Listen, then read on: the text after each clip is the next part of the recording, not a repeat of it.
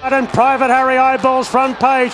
Then Uncommon James Briasa, 6 off them down the outside. Private Harry hits the lead from front page.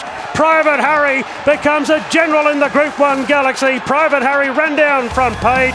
Big Warden and Jimmy Star into the straight. Overpass lead by 2 on IME. Magic Time taking a rouse run. Jolly Star's hard fence. Now the grey Briasa gets going. Inside the 200 overpass, a length clear from Briasa, breathing down his neck. Overpass being tackled by Briasa the outside. Briasa goes to overpass. Briasa overpass. Briasa won the TJ. Briasa edged out overpass. Ready to go. All he needs is a clean getaway and an economical run, and I think he's here to test the favourite. Bill Clare in front from Briasa. Sunshine in Paris broadsiding.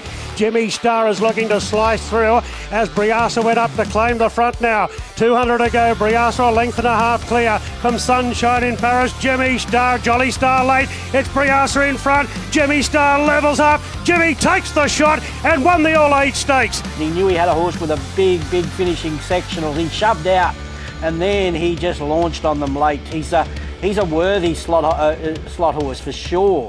Off a fast run, Everest, you could just see him charging home. The favourite, Lady Shenandoah, the 3-year-old filly, James McDonald and Chris Waller.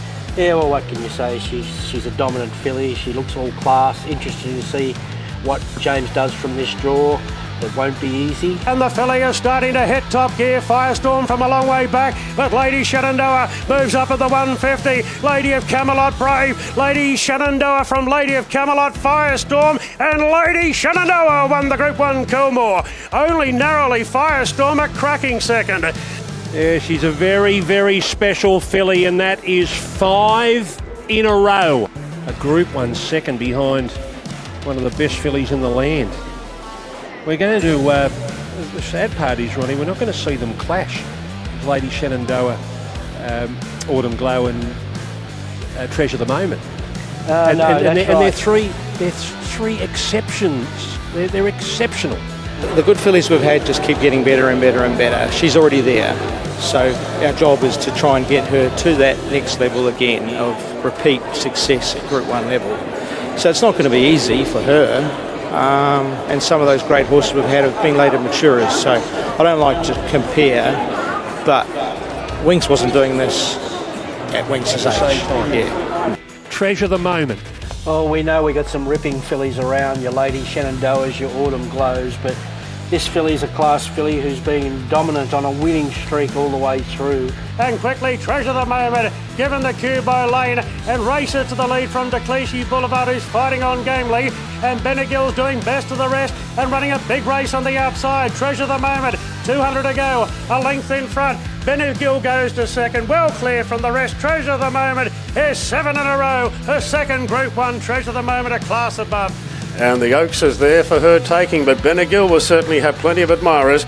She goes into the Oaks with 3 wins under her belt. Sun and Sand shows the way by a length and a half to Ella Hazel. Yu Wang now Treasure the Moment in the white cap is 4 out, and 5 out is Like a Lucy, making a good strong run into the straight now. Sun and Sand shows the way by a length or so on Yu Wang. Treasure the Moment, Like a Lucy. Ella Hazel is still there. 250 to go. Sun and Sand and Yu Wang. Treasure the Moment and Like a Lucy. They're both starting to knuckle down now.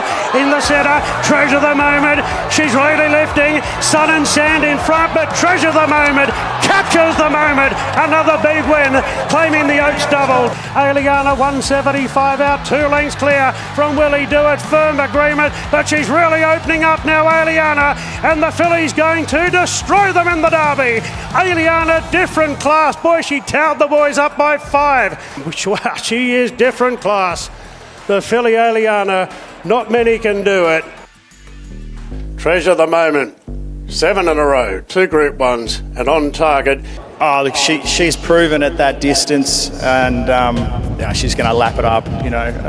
She's just gotten better and better. We've been here for about nearly a fortnight, and she lost a little bit of weight on the way up and wasn't completely settled. But as we got deeper into it, she just looked better and better, and I was very pleased with her today. So 2 weeks or whatever it is into the Oaks will be perfect. Yes, we were close second last year in the slipper, but anyway, we've made amends. Vinrock's going right up the inside, Buffalo down the outside, State Visit wide out, Vinrock along the rails, it's Vinrock, State Visit, Vinrock in front, Vinrock won the English size, a photo for the miners, State Visit and Buffalo charged home. Round the turn, Firestorm revved up.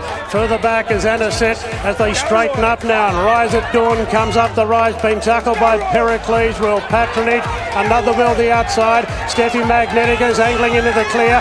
Gringotts Tom Kidden taking inside runs. Steffi Magnetica's working into the clear. They're right across the track. It's Will Patronage, Steffi Magnetica up the inside. Rise at Dawn end cap. Steffi! She got there today, Steffi Magnetica, right on the line. And with the Swedish flag too, Steffi Magnetica. It's one of the iconic races, and so special to be here with such a great bunch of owners. Jason Collett, he's a bit like me. We needed a big one during the championships. Very, very special. I've got a great team. I'm the luckiest man in the world. Here's Arapaho, Rachel King, Baker. Another one close up in the Tancred. He's going great without winning this prep, beaten 2.8 lengths by Explosive Jack in this race 2 years ago. So I don't think he's hopeless at the distance either. A warmonger, mostly cloudy, Cleveland hooking right to the outside. So Alaucan swings in front from River of Stars. Alaucan, she might be gone, yes. River of Stars and Arapaho have moved up. Athabascan chimes in, right down the outside is Cleveland with a good run, mostly cloudy, but Arapaho dashes clear. It's Arapaho 3 lengths in front of the Sydney Cup. Oh, Arapaho! Well, second crack at the Sydney Cup, and today's the day. Arapaho, a big winner. A big week for Björn Baker. He's won the Doncaster Sydney Cup in a week. They might have broken the track record here at 3:19.3.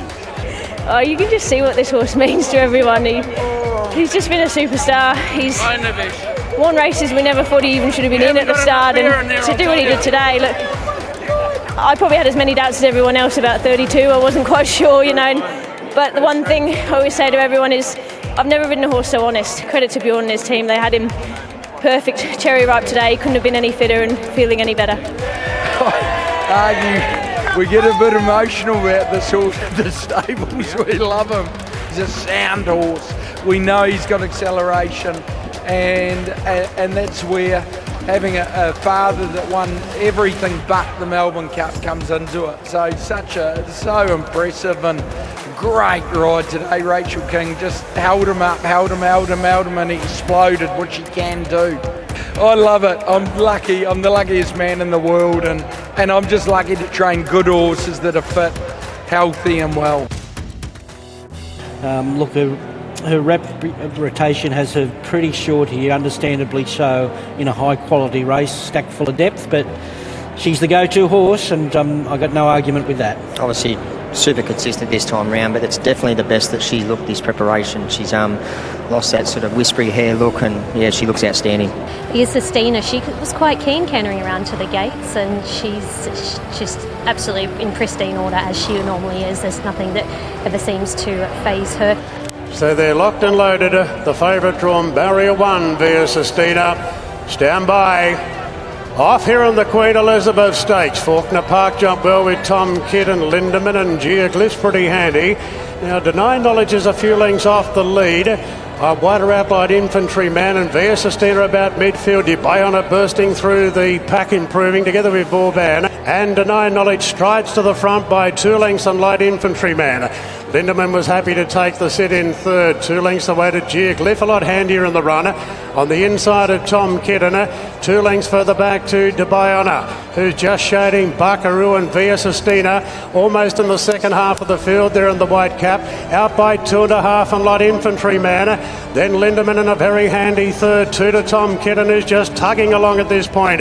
Geoglyph there on the fence. From Dubai on a camp right behind them. Further back to Buckaroo. Via Sistina on the fence. Rusham Park on a 3-wide path as they come up to the 600 metres now. And Deny Knowledge the front runner, but Lindemann comes off the fence. And Nash is going to challenge a long way out. It's Deny Knowledge being joined by Lindemann coming around the turn, who takes the lead.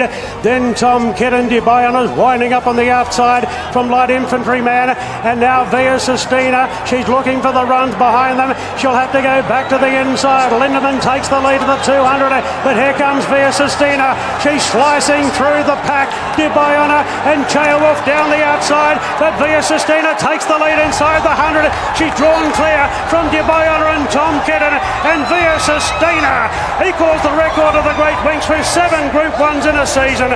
What an emphatic victory there in the Queen Elizabeth.